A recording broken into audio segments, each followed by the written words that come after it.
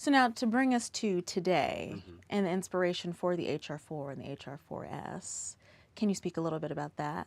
Well, sir, it really came about. We had a system called the HR1, which is what Michael Jackson and Dr. Dre were using. And each speaker is 9 feet high and 7 feet wide. And so it's not exactly a portable system.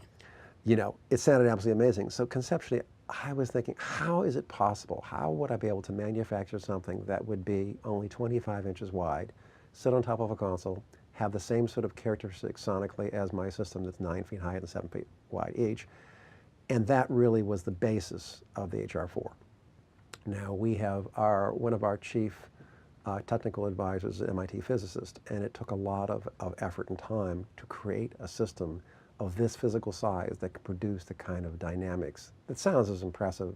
In certain ways, in relationship to where you're sitting, it sounds almost as impressive as the big system. So I call them big, small speakers.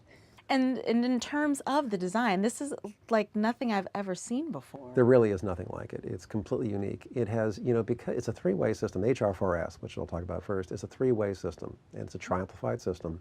But the high frequency and mid-low frequency have identical flare rates. And what that means is, and they're good for 100 degrees of horizontal, and they're good for 40 degrees of vertical. Now, forgetting about technical things, if you were sitting here in the perfect mixed position, and now you come over to like the fader over on this end of the console, and you're down here, it sounds no different than it does if you're in the center. It sounds exactly the same. We set these up at the AS show in New York out on the floor, and people could be 4 feet to the right of the right speaker, and the left speaker sounds like you're standing in front of it. Really? So yeah, so I mean, as a mixer and as a producer, I'm sitting here and I've done a great track. I'm very proud of it, and then I have 5 people standing behind me and they hear the exact same sound I'm hearing. And that doesn't exist. It just doesn't exist. Most current small speakers, if it's a dome or an indirect radiator of some sort, if you've got 30 degrees of usable dispersion, you're lucky, maybe 35 degrees. Having 100 degrees of flawless dispersion just doesn't exist. So and not only that, it's not just the high frequency, but it's the entire band. So everything from 100 hertz to 18K has that same amazing dispersion. So please tell us more. Well, it's a self-powered system, and so we're running 3 separate amplifiers in each system, and we're running 250 watts between the mid-low frequency and the high frequency. We're running 800 watts on the subs. And the thing that's unique about this system is that a lot of conventional speakers that have small domes, when you're monitoring at a level of, say, 100 dB, which is a fairly loud level, if a big transient comes along, a peak of some sort, generally speaking, those domes are as loud as they're going to go. And they get into fairly high distortion at those levels.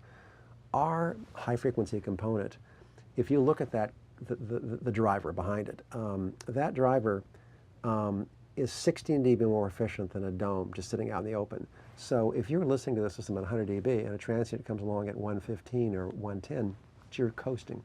So they're extremely low distortion, meaning that they're very silky and very smooth to listen to, and even at the loudest levels, they have lots of room to spare, great dynamic range. And that's one of the interesting aspects about them, apart from the dispersion, very low distortion, and then completely uniform response between the two sides. And so if you're a mixer and you're listening, even if you're panning guitars left and right, if the two sides are absolutely symmetrical in their response, it's easy to know where you are. If they're not, you don't. The other thing is some speakers, they'll have low frequency components coming off the sides or aimed to the back and things like that. And so the problem is that the attack is all at different times, meaning that basically most of the energy from the speaker, if it's going out the side, it's not coming to you at the same time the energy as the front is.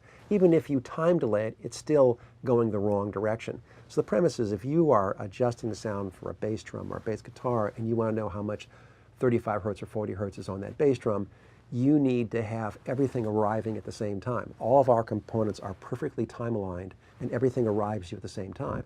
And it's not a mono sub-bass, it's a 3-way system that goes all the way down to 27 hertz. So it's a small speaker, but it's a small speaker that goes very low. It's extremely clear and very well defined. And I think as a mixer, it's an invaluable tool. If you can hear accurately, all the decisions you make are correct. If you can't hear correctly, they're wrong. So now the 2-way version. Yeah, now we make this in 2 ways. The 3-way version will produce pretty astonishing levels. The two-way version still goes quite loud, but not as loud as the three-way version. And the two-way version still goes quite low. A lot of manufacturers will say usable response down to 40 hertz or 35 hertz, but if it's 5 dB down at 45 hertz, it's of no value. Because the mixer, once again, you need to know where that level is. And even as a two-way, it still produces very accurate low-frequency response. It just won't go quite as loud. So it's not quite as much as a small big speaker, but it does cover the same ground. It still has the same wide dispersion aspects, and it's less expensive. One of the more interesting aspects is actually the physical construction of the system per se. Our horn elements are made of a composite stone material that's quite unique. It's incredibly dense. And so there's absolutely no resonance. The cabinets are built incredibly solidly, and that makes a big difference, once again, in definition and clarity in the overall system. So we've done a lot of research on different materials to come up with the final composite material that creates this system.